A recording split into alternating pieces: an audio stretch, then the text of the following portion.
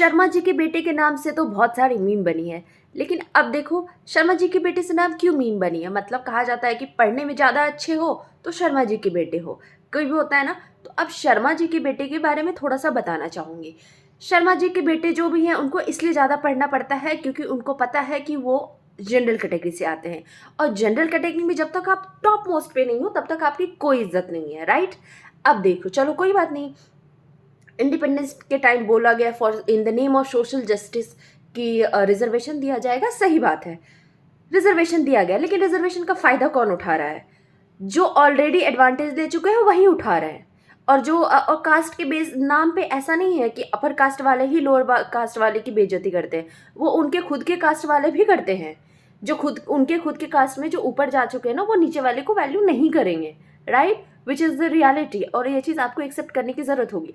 लेकिन हमारे माइंड में क्या है कि मतलब आप जो है ना हमारे कंट्री में जो टॉप मोस्ट पे जो अच्छे हैं, आपने उनको विलन बना दिया है। वेल्दी पीपल आज चोर है, इंटेलिजेंट लोगों को रिजर्वेशन से आप हटा दो, और पढ़े लिखे लोग हैं, चाहे वो प्रोफेशन जो जिस प्रोफेशन में ज़्यादा मेहनत हो, ज़्यादा पढ़ाई हो, वहाँ के लोगों को भी आप चोरी बोल दो, उनको रिजेक्ट करो।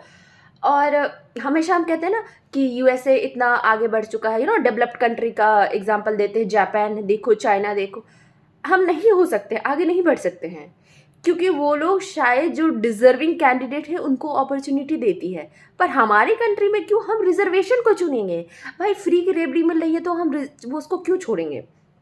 90% लोगों को फ़ायदा है तो चलो ठीक है, विक्टिम कार्ड खेल लेते हैं, राइट। तो ये सब तो छोड़ ही दो। अभी एक UGC anti discrimination rule I है। उस रूल के हिसाब से किसी भी कैंडिडेट को, अगर किसी भी कैंडिडेट को डिस्क्रिमिनेशन होता तो वो आवाज़ उठा सकता है।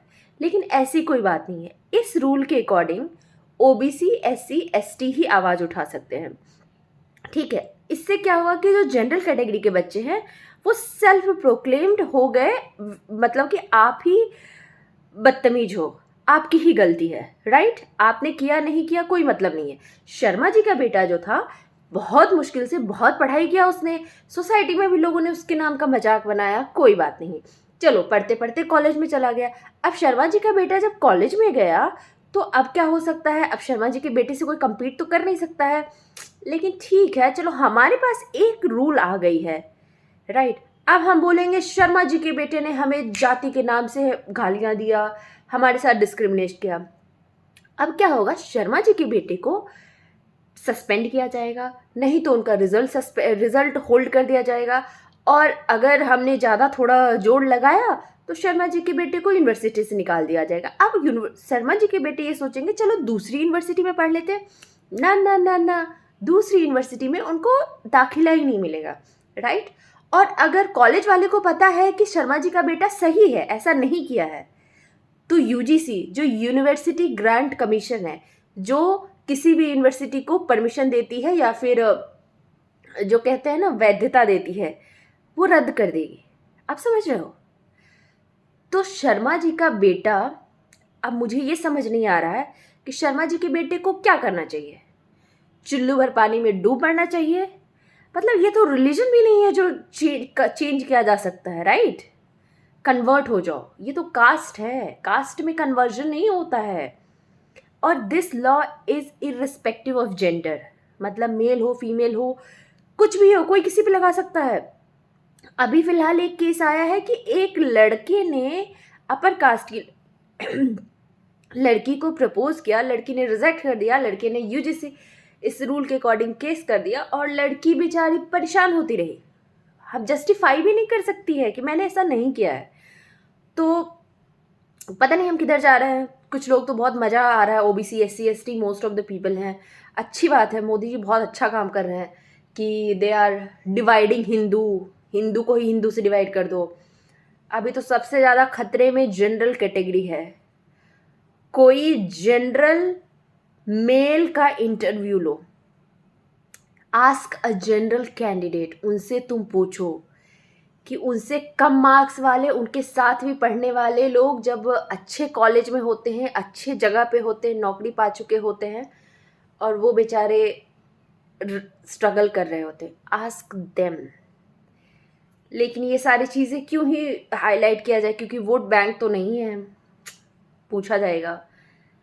पता है, मैंने देखा है अपने आसपास, लोग कहते हैं ना जनरल जनरल कैटेगरी के लोग हैं, जनरल कैटेगरी को एक तो नौकरी नहीं मिल पा रही है, जो भी चीज़ें हैं दिक्कत है।